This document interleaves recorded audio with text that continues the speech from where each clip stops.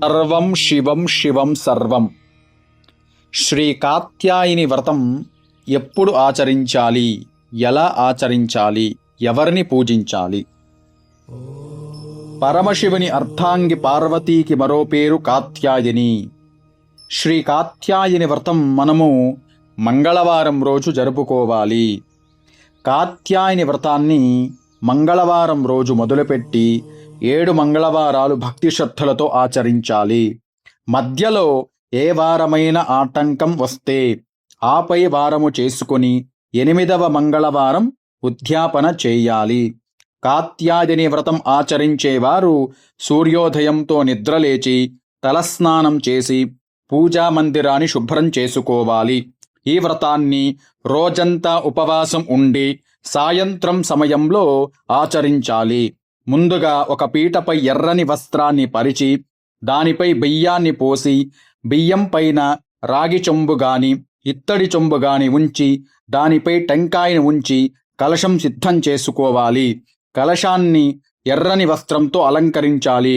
పీటపై శివపార్వతుల చిత్రపటం తప్పకుండా ఉండాలి. గంధం, కుంకుమ, ఎరుపు రంగు పుష్పాలతో అలంకరించాలి. ముందుగా దీపారాధన చేసుకోవాలి. ఏ వ్రతము చేసినా ముందుగా గణపతి స్వామిని పూజించాలి. ఎర్రని అక్షంతలతో పార్వతీ పరమేశ్వరులకు షోడోపచార పూజలు, అష్టోత్తర శతనామ పూజలు చెయ్యాలి. పూజించిన అక్షితలు శిరస్సు పైన వేసుకోవాలి. తర్వాత పిండి వంటలతో తయారు చేసిన నైవేద్యం 7 అప్పలాలు, 7 చెరకు ముక్కలు అమ్మవారికి నైవేద్యంగా నివేదించాలి.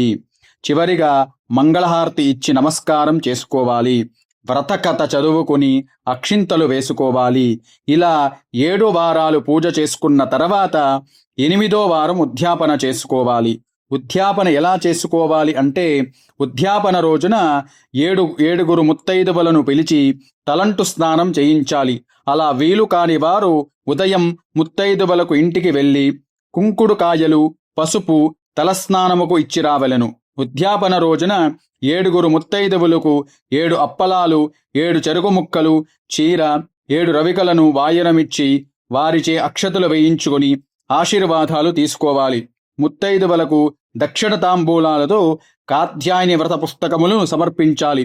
భక్తి శ్రద్ధలతో నియమనిష్టలతో ఈ కాత్యాయని వ్రతాన్ని ఆచరిస్తే వివాహం జరగడంలో ఉన్న ఇబ్బందులు తొలగిపోతాయి. అంతేకాదు, వైవాహిక జీవితంలో ఇబ్బందులుంటే కాత్యాయని అమ్మవారి అనుగ్రహముతో ఇబ్బందులు తొలగిపోతాయి. అన్యోన్య దాంపత్య జీవనం సిద్ధిస్తుంది. ఓం కాత్యాయనాయ విద్మహి కన్యకుమార ధీమహి తన్నో దుర్గిః ప్రచోదయాత్ అనే మంత్రాన్ని 16 సార్లు లేకపోతే 108 సార్లు జపించవచ్చు. ఓం శ్రీమాత్రే నమః. సర్వం శివం శివం సర్వం.